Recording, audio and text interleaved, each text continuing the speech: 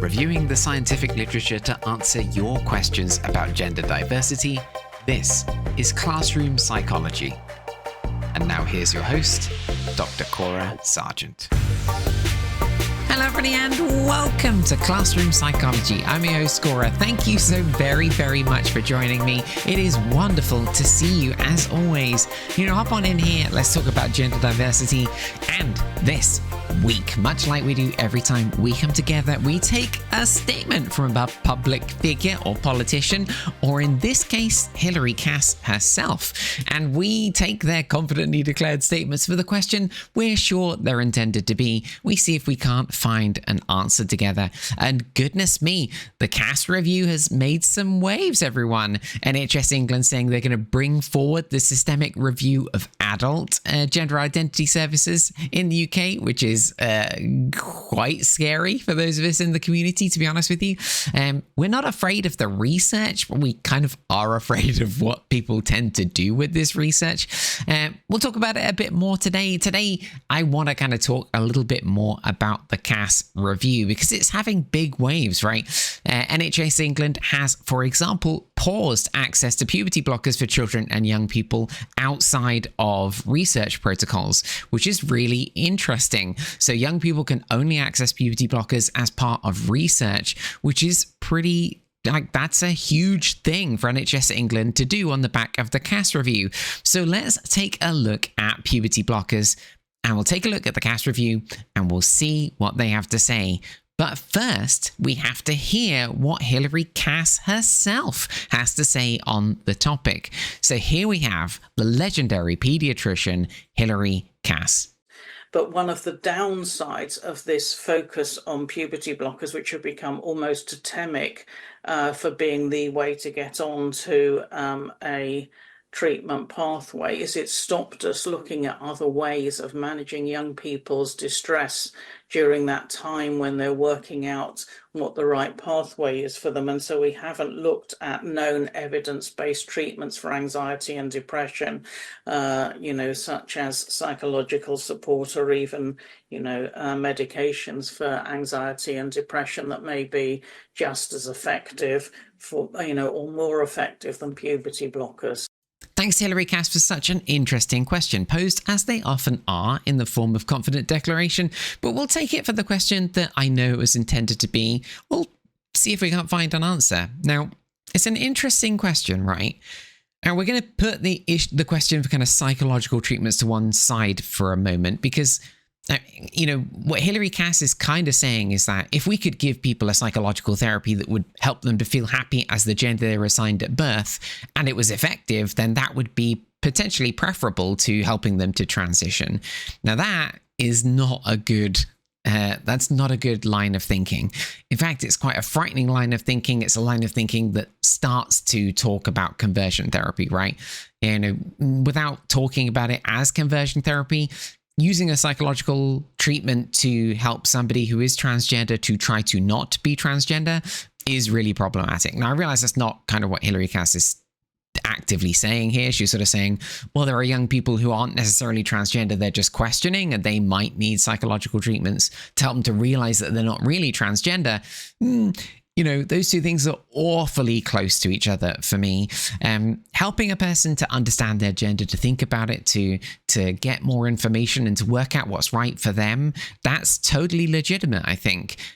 But to use psychological intervention to try to prohibit somebody being trans or to encourage them to not be trans, that is the definition of conversion therapy. So we're going to put that question to one side for a minute, because I think we tackled conversion therapy pretty solidly in another episode. But I want to kind of focus on the question that I think is really interesting here.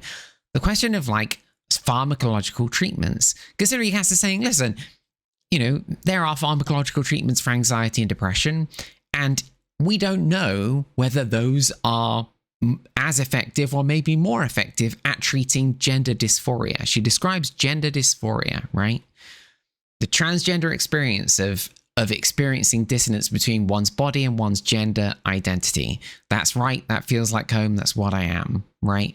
It's a tearing, pretty existential incongruence that can create quite a significant existential kind of distress that we call gender dysphoria. And Hilary Cass is saying, hey, but what if we could create a treatment, a drug that people could take that would alleviate their gender dysphoria without transition? Now, that is fascinating to me. This question of like, let's say that we have two drugs that we could give young people who are transgender, right? On the one hand, a drug that is the transition drug for young people who are transgender to be able to transition and to find happiness through transition, gender euphoria, to feel congruence where there is incongruence. That's right. That feels like home. That's what I am. That drug of transition. Or in the other hand, we have a drug that might make somebody happy without transitioning. Now, we'll put to one side the question of whether that's at all possible, right? Because I think the idea of that second drug kind of misunderstands what the trans experience is, right? You can't change somebody's gender identity by making them happy in their current gender, right? Maybe they feel slightly happier, but the fundamental source of their dissatisfaction with life, the source of their unhappiness isn't really changed, right? They're still going to have quite a tearing incongruence. You can't change somebody's gender identity with an anxiety and depression drug, right? But let's put that to one side and say that if you could make somebody wholly happy using this drug that meant that they were no longer transgender, would you do it? Would you take it? Would you think that that is a reasonable thing to give to children, young people as an offer? Should we have this as an offer? That's a wild question to me. You see, why I think this is so interesting is because I think what this question, that statement from Hilary Cass reveals, is that I think what she's saying is that on the one hand, we have a treatment that can help somebody to be happy with who they are, right? And on the other hand, we have a treatment that helps them to be happy as someone else. And to her mind, I think the treatment that helps somebody to be themselves in the world is the preferable treatment, right? But to her mind, I mean, I'm guessing here, but the statement seems to imply that we have young people pre-transition and their authentic self is them pre-transition.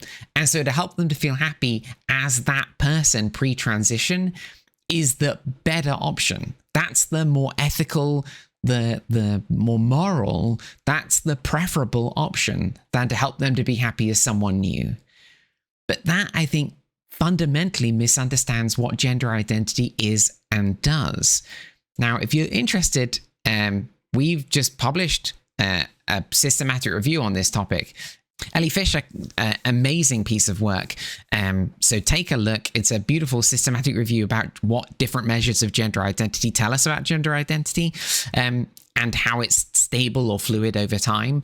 And it looks at kind of toy and gender preferences and self-ID, how people feel on the inside, and lots of different measures of gender identity. But it's sort of the best, most comprehensive review of what gender identity is at the heart. And it's quite nuanced and quite complex. And maybe one day we'll ask Ellie if she wouldn't mind coming onto the podcast, because she's outstanding generally. And I'd love to hear her talk about gender identity from, the expertise that she has. But I think Hilary Cass's understanding of gender identity here is a misunderstanding. I mean, as far as I can tell, right? The idea that we could give children a pill and that would prevent them from being transgender, and then that allows them to stay their authentic self, is a fundamental misunderstanding of how gender identity works, right? Transition happens not to make someone a new person, but to make someone's body more authentically theirs, to create a form that represents their internal self more authentically. So when Hilary Cass says, well, maybe we use anxiety and depression drugs to prevent somebody being transgender, that's a good thing. That makes them more authentically themselves. Fundamental misunderstanding. Our transition that we help young people to go through, if they want to, if they are transgender, transition is a process of becoming your authentic self. It is by no means a process of moving away from your authentic self.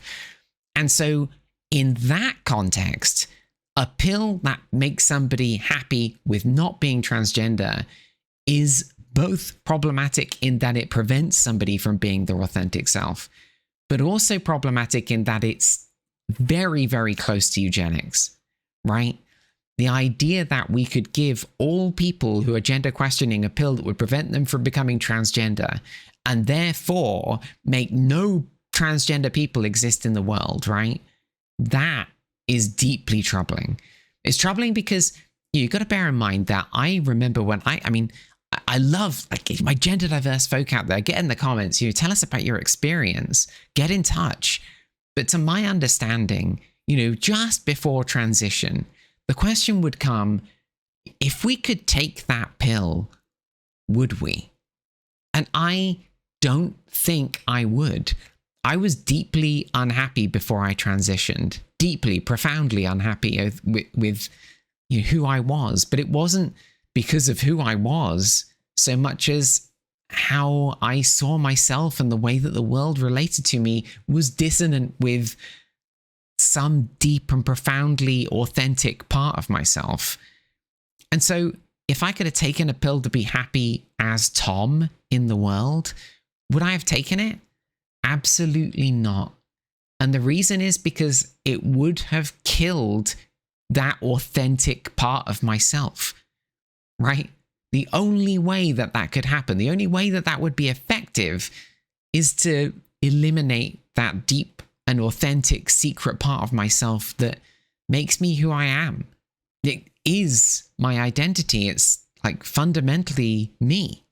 So to me, that's why this statement is kind of maybe the most frightening I've come across so far in all the time that we've done this podcast. This one scares me the most.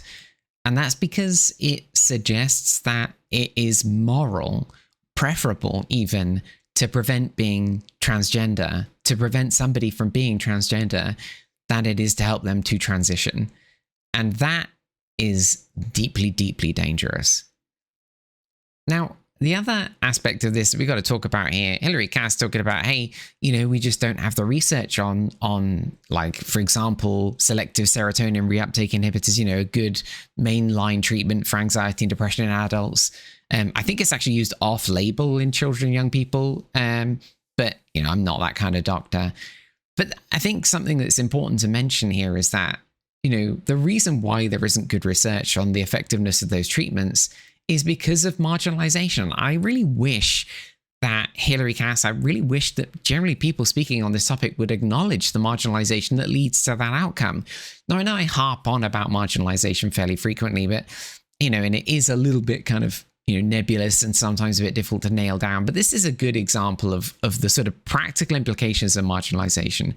So I went to go and look at the literature on selective serotonin reuptake inhibitor usage, right? And I found, without even breaking a sweat, I found about 10,000 studies on SSRIs generally, right?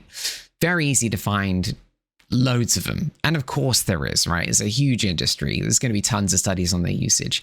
How many studies could I find that you looked at SSRIs in transgender folk? One. I was able to find one. Conducted in 2015 in the Netherlands with 33 transgender folk. One.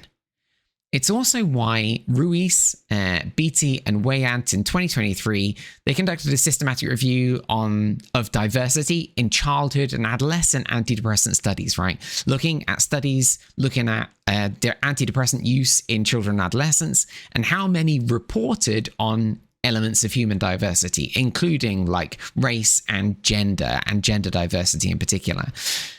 Now, of the articles that they found that reviewed this topic, they found that 64% of those studies only partially reported racial demographic information, and 36% of studies didn't talk about ethnicity at all. Now, obviously, that is deeply, deeply problematic. How do we know what happens for non-white groups with antidepressant usage in children and adolescents if you don't report the ethnicity of your participants, much less if you actually create research designed to represent those communities. Now, things get really problematic when we talk about gender diversity. This systematic review, found that there were no studies. None of the studies described transgender, genderqueer, or gender nonconforming demographics. None of them talked about any of those populations. So far from representing those populations or creating research that attends to the question of what those populations, like the effectiveness of these treatments for those populations, none of them even reported on it. So not only do we not have research that targets this community, that caters to this community's needs, but we can't even use systematic reviews to be able to look at big data to be able to get a sense, briefly, some mild sense of the effectiveness for this population, right? So when Hilary Cass is like, oh yeah, we don't know about the effectiveness of SSRIs for this group. Of course we don't, because marginalization, and that's the reason why, when those of us who are on SSRIs, as I am, like I take mirtazapine for anxiety, because it turns out multiple sclerosis absolutely screws up your mental health. I take mirtazapine, absolutely fantastic drug. But when I started taking it, just before I took it, I said to my GP, what are the risks? And he kind of went across the risks with me. And he had to kind of be like, well, I'm not totally sure whether, we should be thinking of you as a boy or as a girl when we're talking about risks, right? Because all the stats for men have a bunch of testosterone in their bodies that you don't have, but all the stats for women have quite different genetic makeup to how you have. You're sort of unusual. And I was like, well, what about the evidence with transgender folk? And he was like, well, there isn't any. There isn't any. So we don't know what the risk is for you. And there's been countless examples of that, honestly, when I've just been in a situation where with a doctor asking questions and people are just like, well, we don't know. And this is why not only do we not know because there's no research having been conducted on the community, or very, very little research on the community itself, but people don't even report whether we were in the sample.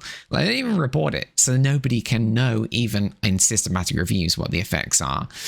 So Hilary Cass, gotta remember that the reason why this community isn't represented in the research is largely because they're not the focus of it, and they absolutely should be. On that, we can agree. So when it comes to the Cass review, then this is fascinating. So the Cass review, big systematic review that they drew on from the University of Hull, and on the a bunch of systematic reviews, but one on puberty blockers. And puberty blockers are one I want to focus on today, because apart from anything else, NHS England is like, well, let's stop prescribing puberty blockers outside of research protocols, right? That's a really big decision. And let's take a look at what Hilary Cass had to say about the topic that drew such a sort of sharp retraction on their prescription in the UK. 14.46 in the review, Hilary Cass says this: there are many reports that puberty blockers are beneficial in reducing mental distress and improving the well-being of children and young people with gender dysphoria. But as demonstrated by the systematic review, the quality of these studies is poor. The first thing to say, right, so this is, what she's saying very clearly is that all of the studies that say that puberty blockers are beneficial in reducing mental distress and improving well-being are poor in quality. And of course, in the systematic review, as has been the case in all the others, they did not synthesize the low quality evidence, the poor, in inverted commas, quality evidence. So let's take a look at that poor quality evidence and see what it says. That's the first thing we'll do. Now, the first thing to say from, of course, the same kind of critique applies from last time. I'm not totally sure that excluding the low quality evidence is a super good idea. Particularly when you're talking about this community. It's a very small community. It's often only single center, and marking studies down for that reason, is a bit of it's the same critique as last time. But the critique for hormone blockers is even a little sharper, because when we're talking about hormone blockers, when we're talking about cross-sex hormone usage, we talked last time about how it's quite a small group, right? We're talking about 0.5% of the population, and it's the minority of that group that access cross-sex hormones in childhood or adolescence. Adolescents pretty exclusively, but very, young adolescents, very limited numbers. In adolescents, quite limited numbers. So it's quite difficult to find them. There aren't that many. When we're talking about hormone blockers, there are tiny numbers, really small numbers. So it's very difficult to conduct large-scale studies. So hormone blockers, in the UK, BBC were able to do a Freedom of Information Act request, and they found that I think it was last year, there were fewer than 100 children being prescribed puberty blockers in England. Less than 100. In total, right? In total, bearing in mind that, you're not going to be able to get all of them into a research study. You're only going to get like a proportion of them into any kind of research study because they don't always consent, or they're going to consent more frequently now if they're forced to be part of research in order to get access to medical treatment. But, we're not going to easily get them into research. So, and less than 100 in the whole of England. Less than 100 is a tiny, tiny population. So it is really tricky to get any larger scale studies done. So there are seven studies that they considered low quality and therefore were not included in the systematic review.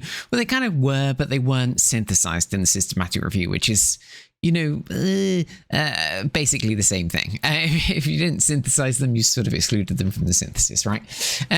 So they were excluded, but they do exactly what Hilary Cass says they do, which is that they find generally positive effects, but they're all low quality. So the first is De Vries and colleagues.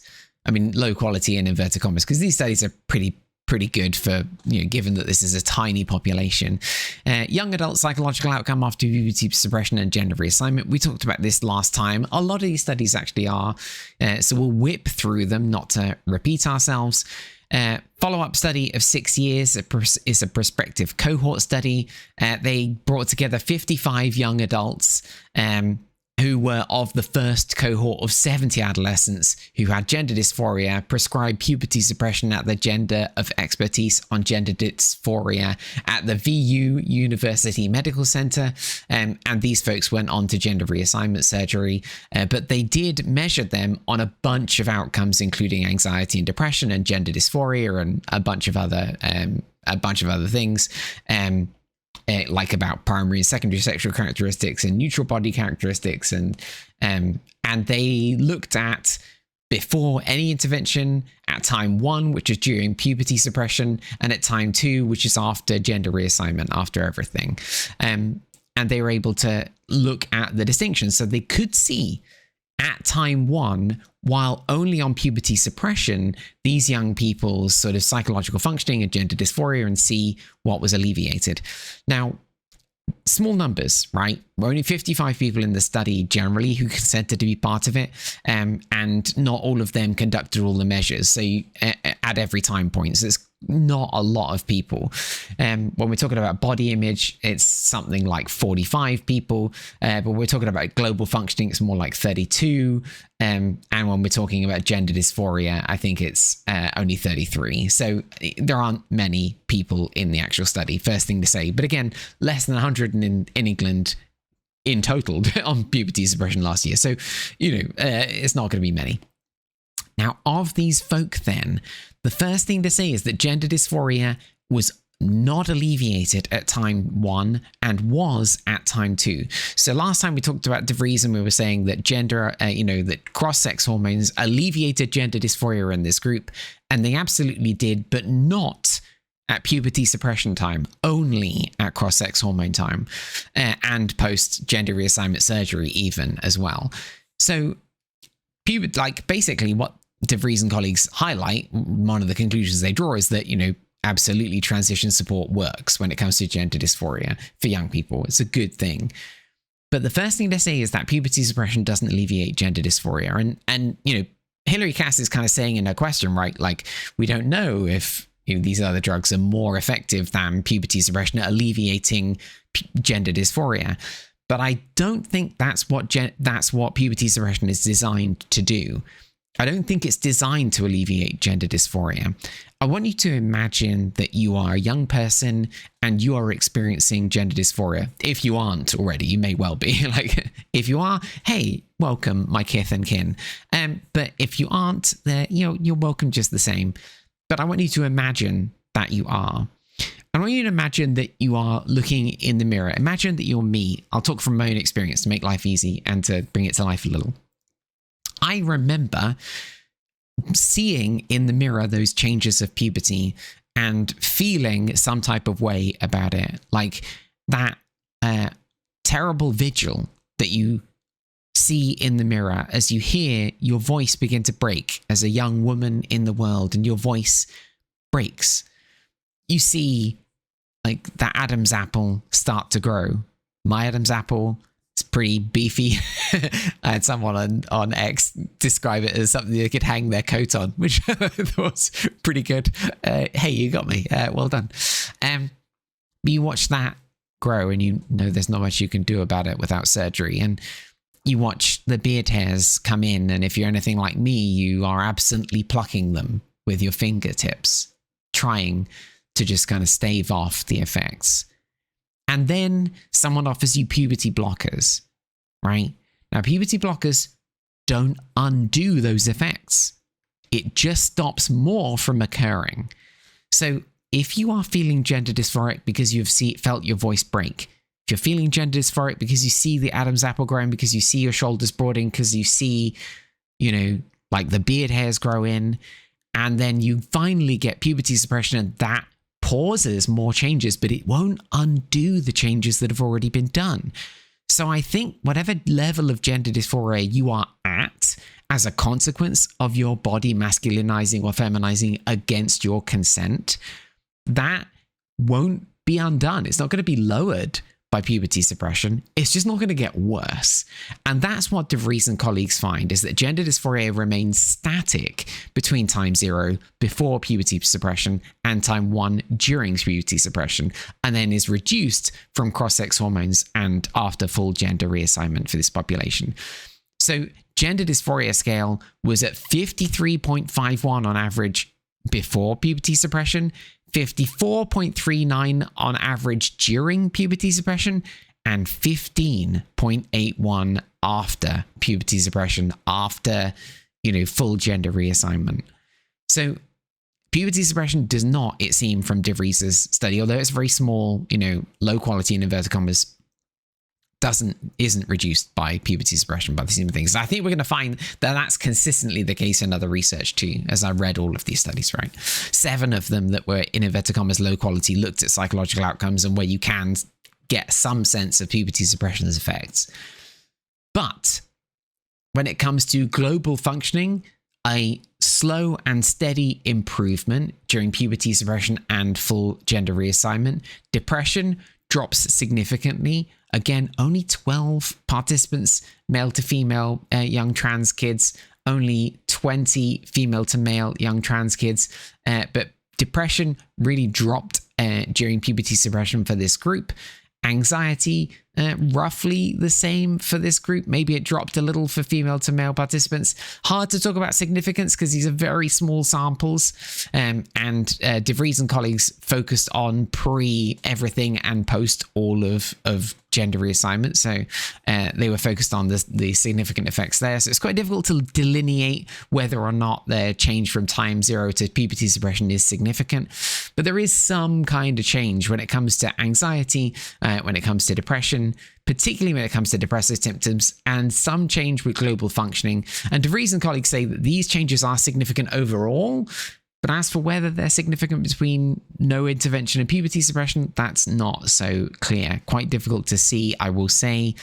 Makes sense of why it's in the kind of low quality bracket, but also quite difficult to know. But some indication. Then we have Achille and colleagues, Taggart and Eaton, longitudinal impact of gender-affirming endocrine intervention on the mental health and well-being of transgender youth, preliminary results. So they brought together 116 participants in the study. 95 were naive to any endocrine intervention, any hormone intervention at all at the start of the study. And of those 95, 50 completed 3 waves of questionnaires, and they were able to take a look at people on puberty blockers, on cross-sex hormones, or on both. Now, they got roughly 23 people who were on puberty blockers who managed to complete all 3 waves of intervention, who only were on puberty blockers at the end of the study. So that's a problem, right? It's only 23, and their broader stats were just focused on like the effect of both cross-sex hormones and puberty blockers, effective broader intervention. And it is really tricky to be able to delineate just the effects of hormone blockers, to isolate those effects. Quite tricky to do in this study. But the authors say that endocrine intervention is associated with improved mental health among transgender youth.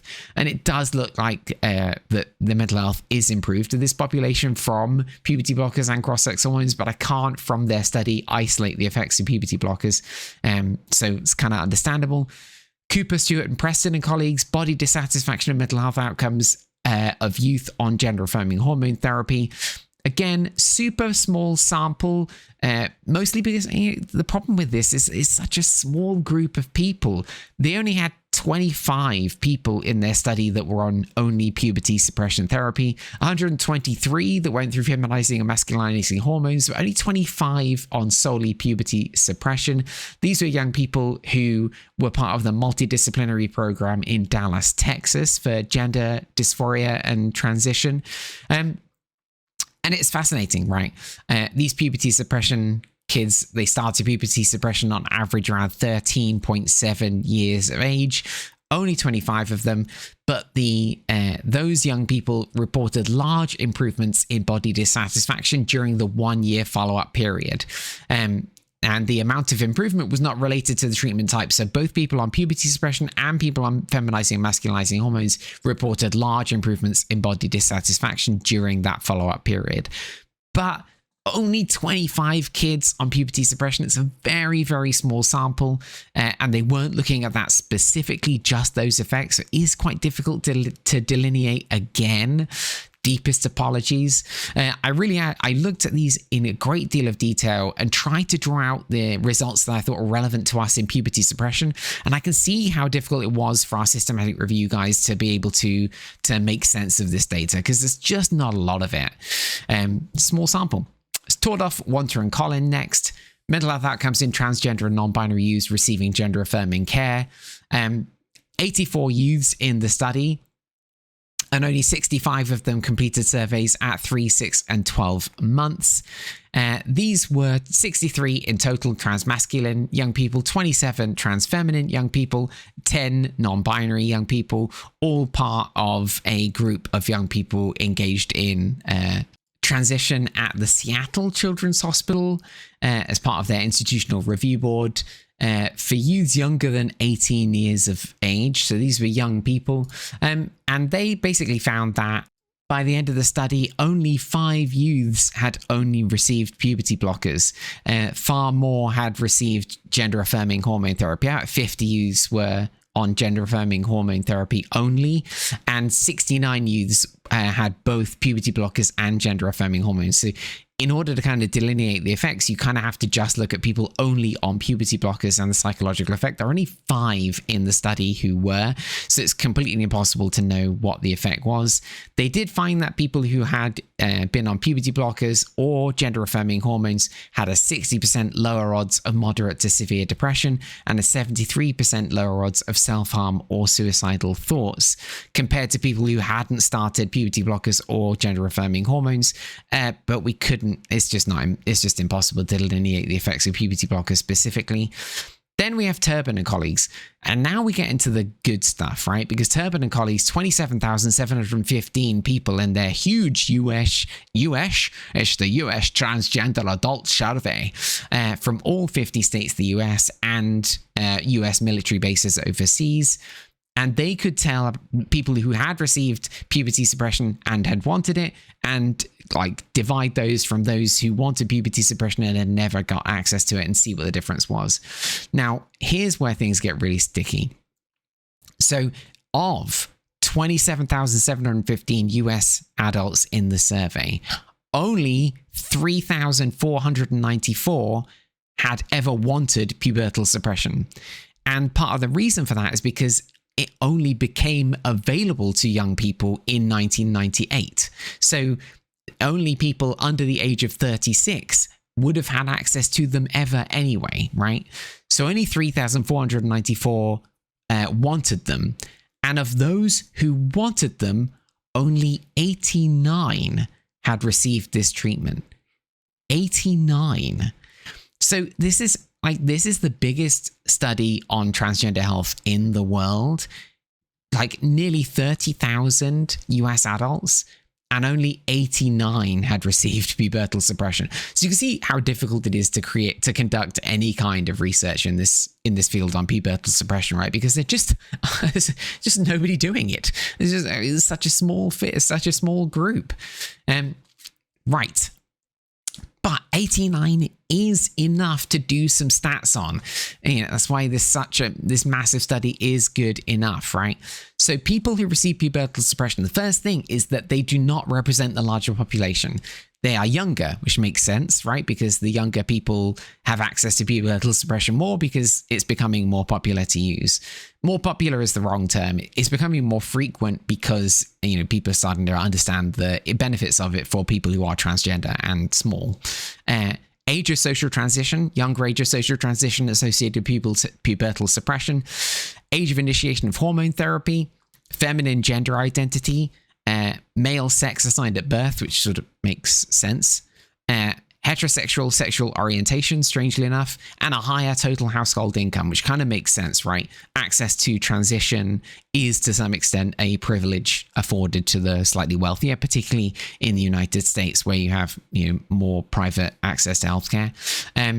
More access to healthcare that is private, and greater family support of gender identity, which kind of makes sense, right? Like people who are supported by their family might be supported to go and access transition-related healthcare. So they look at particularly measures of suicidality. They measured a bunch of stuff. They didn't really find it made a difference for a bunch of stuff, but they did find that it made a difference in suicidality. Treatment with pubertal suppression among those who wanted it is associated with lower odds of lifetime suicidal ideation when compared with those who wanted pubertal suppression but did not receive it. Now, it did decrease also past month psychological distress, but it didn't remain significant in the multivariate analysis. When you took into account all the other variables, it didn't remain significant. So while past month psychological distress was lower in people who had received puberty suppression compared to those who wanted it and did not receive it, it's probably not a direct effect. It's probably better explained by other variables in the analysis. And that kind of makes sense. It is quite difficult to, even in this study, as big as it is, it's quite difficult to isolate pubertal suppression, even in kids who have just received pubertal suppression, because as we say, those kids are better supported at home. They have a higher household income. They transition at a younger age. There's a lot of reasons why, particularly when it comes to, the higher household income and better parental support, why those kids might have a lower suicidality that's nothing to do with pubertal suppression itself, but more to do with how they're supported at home. So again, even in this absolutely spectacularly massive gargantuan study, still really hard to isolate the effects of pubertal suppression. And sort of in support of that, actually, we have Arclius, Claes, and Whitcomb and colleagues. Risk factors for non-suicidal self-injury among trans youth. This was in the UK. Yay! It was in the UK. Consisted of people in the sample below the age of 25 referred for an assessment at the National Gender Identity Clinic Service in the United Kingdom during 30-month period, 2012 and 2015. That was when they were referred in. And the clinic is obviously one of the largest in Europe. And they got 268 people in the service during that time who participated in the study. And they were able to look at cross-sex hormones, and they were able to look at the effects of puberty blockers. And they found that people with a lifetime presence of non-suicidal self-injury had significantly greater general psychopathology, lower self-esteem, and importantly, had suffered more transphobia and had experienced greater interpersonal problems.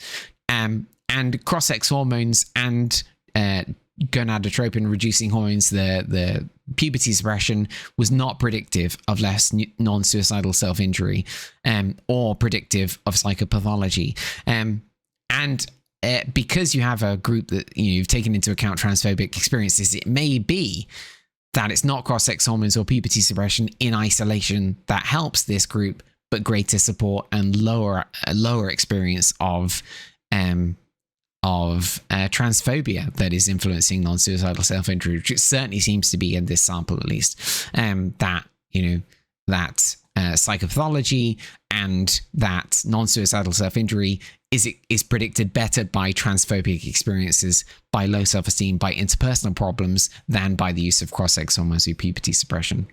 Then we have Fontaneri and colleagues. Cool study. 350 transgender boys, transgender girls, and gender non-binary youth from Brazil. Brazilian youth from 16 to 24 years of age. They brought together a bunch of these kids, mean age of 18.61 years, and they looked at the various steps of gender affirmation, both social, legal, and medical and surgical. And they found that having accessed more of these steps was associated with fewer symptoms of depression and less anxiety in this transgender population. But again, I could not get just the hormone blockers. They did find that having undergone any hormonal or surgical treatment was associated with less anxiety and fewer depressive symptoms. And they found that people who had accessed hormone therapy had less anxiety, fewer depressive symptoms, and more gender positivity generally than compared with those who were still waiting for hormone therapy. But I couldn't isolate the effects of puberty blockers in that study either. And then finally, we have Becca Hebley, Franken, Krug, and Campion and colleagues.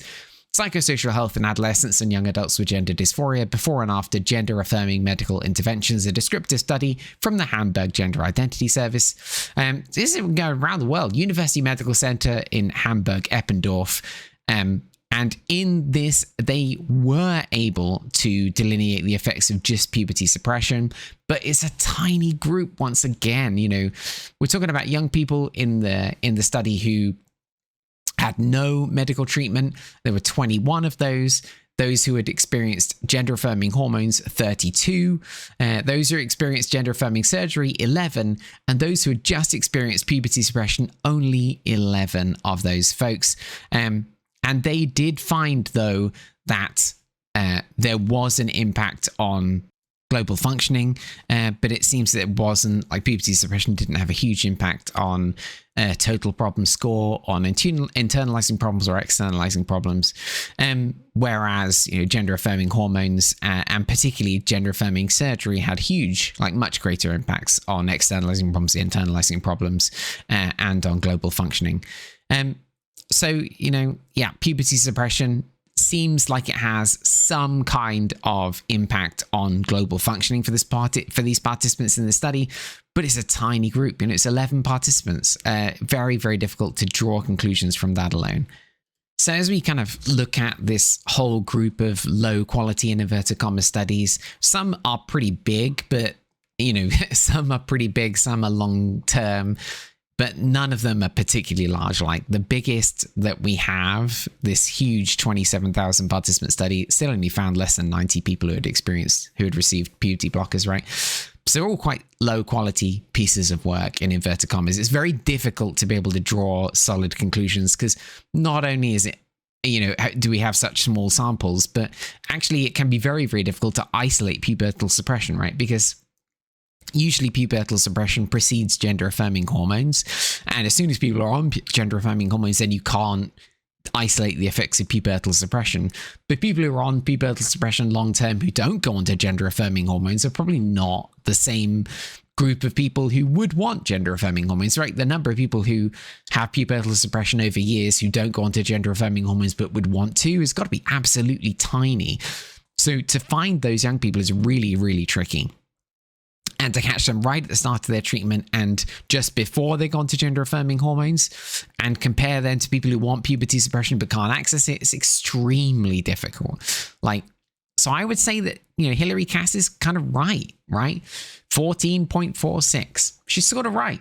She says there are many reports that puberty blockers are beneficial in reducing mental distress and improving the well-being of children and young people with gender dysphoria.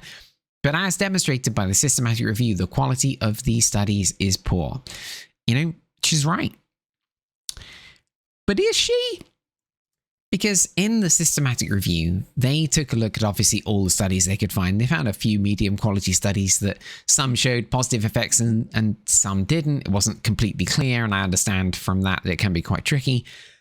But they found one study that they considered high quality, and that's the study of Van der Meesen, Steensma, De Vries, Bos, and Podmer.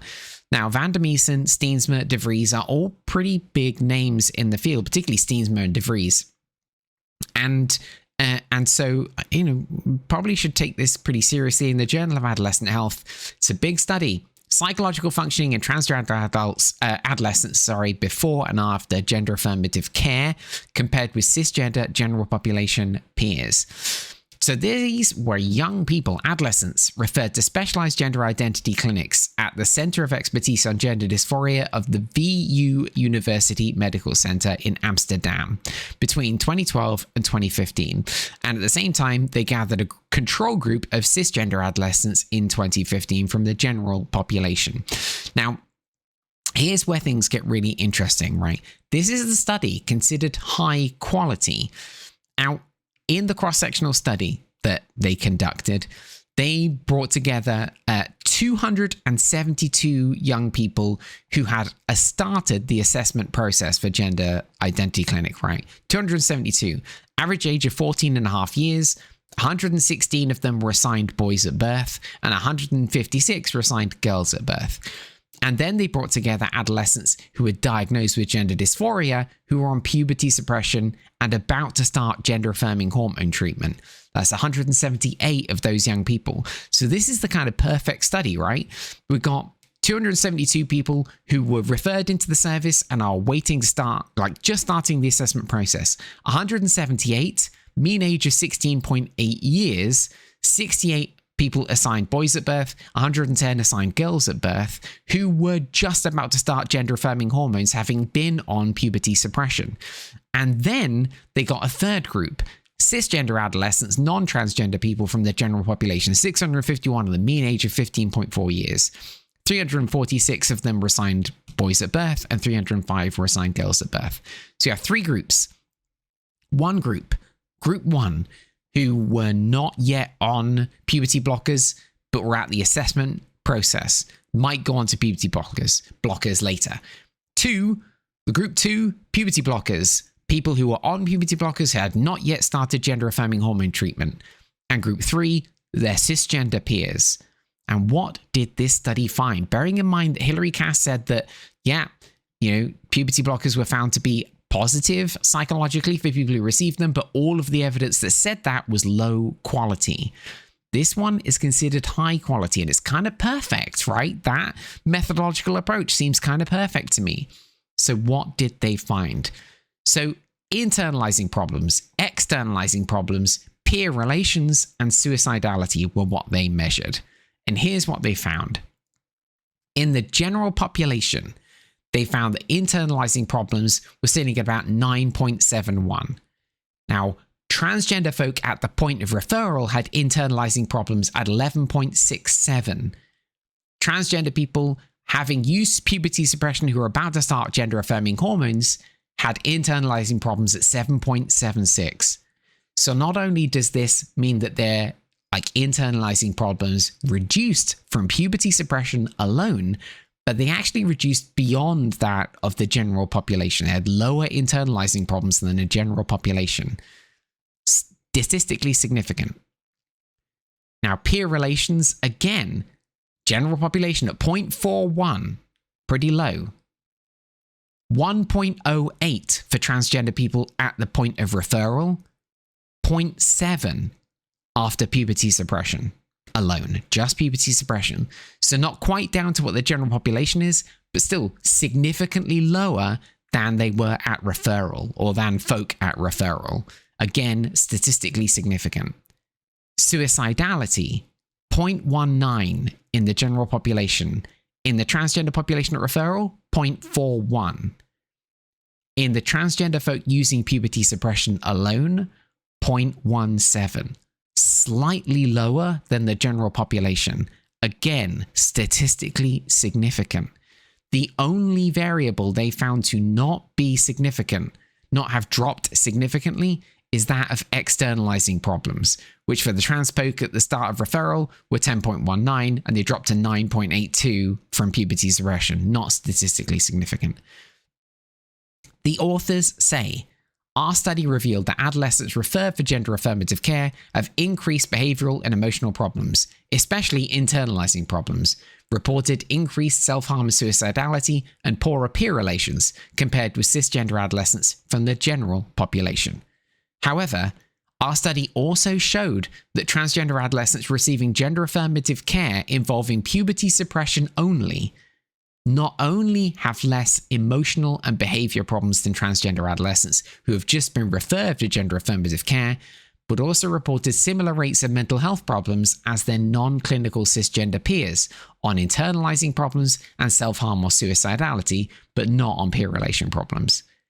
This second finding of less internalizing problems and self-harm or suicidality is also in line with the previous follow-up studies on transgender adolescents, providing further evidence that transgender adolescents could benefit from a gender affirmative care.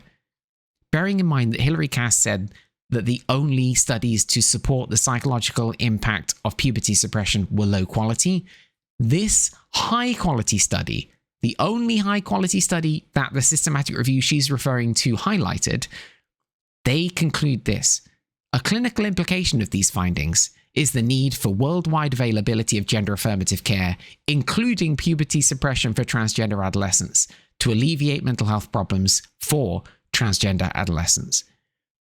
So Hilary Cass's point that, let's just go back to it. There are many reports that puberty blockers are beneficial in reducing mental distress and improving the well-being of children and young people with gender dysphoria, but as demonstrated by the systematic review, the quality of these studies is poor. That is wrong.